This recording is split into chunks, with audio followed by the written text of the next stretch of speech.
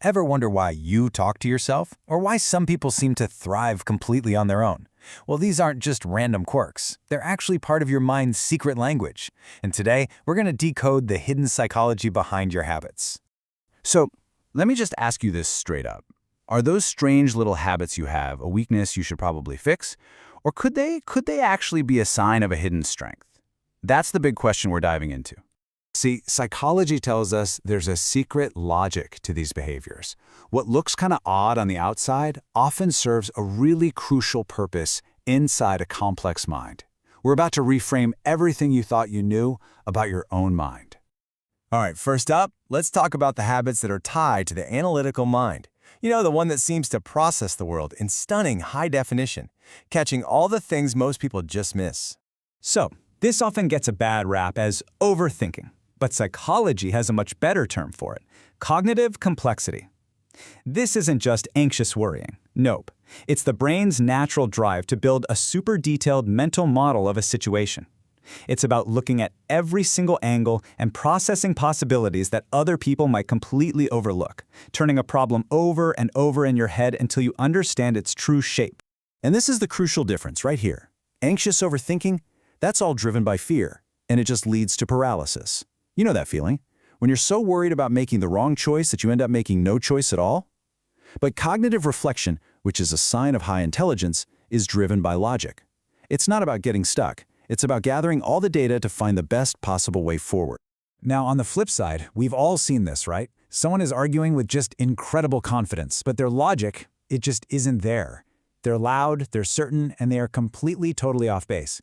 This isn't just arrogance. It's actually a well-documented psychological thing. And this is it, the Dunning-Kruger effect in action. It's a cognitive bias where people with low ability literally can't see their own incompetence. They just don't know enough to even realize what they're missing. So remember this, a little bit of self-doubt can actually be a sign that you're smart enough to know what you don't know. And there are other signs of this analytical mind too. For instance, talking to yourself isn't madness, it's a super powerful tool for verbal reasoning. Your brain is literally outlining a problem out loud so it can solve it. And that messy desk? Psychologists might call that a form of selective organization. It's all about managing your cognitive load. You're consciously choosing not to spend your limited mental energy on tidying up your physical space, saving it instead for the big ideas floating around in your head. It's all about prioritizing that intellectual effort. Okay, next up, let's explore the power of solitude and why something that's often seen as a social weakness is, in reality, a profound strength. You know, the biggest misconception is that people who enjoy being alone are antisocial. But the reality is often something called high social sensitivity. It's not that they dislike people, it's just that their brains burn way more energy in social situations.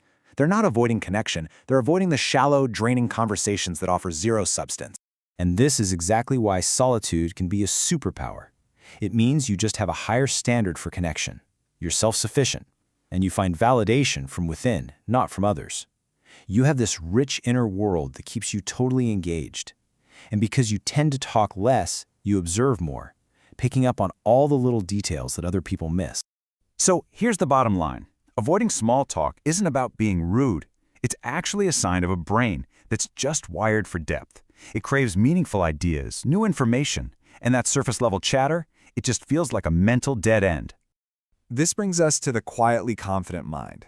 Now this is a fascinating and often misunderstood strength. It's one that doesn't need applause or likes or even a birthday party to feel real. It runs on a completely different fuel source. Have you ever wondered about this? I mean, in a world that's obsessed with sharing every single moment, why do some people just stay quiet online or treat their own birthday like it's just another Tuesday? The psychology behind this is pretty fascinating. It really all comes down to this. External validation ties your self-worth to things like likes and attention. But with internal validation, your self-worth is stable. It comes from within. You don't need to announce your life to feel good about it. And let me tell you, that's a powerful sign of inner security. And these are the traits that build that inner security.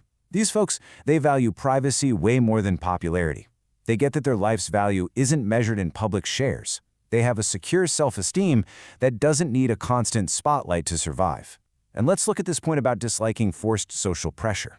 Think about it. They'd much rather have one deep, meaningful conversation than go to some huge birthday party full of performative celebration. It's not about being a downer, it's about seeking genuine connection over empty rituals. At the end of the day, they consistently choose their own internal peace over any kind of external performance.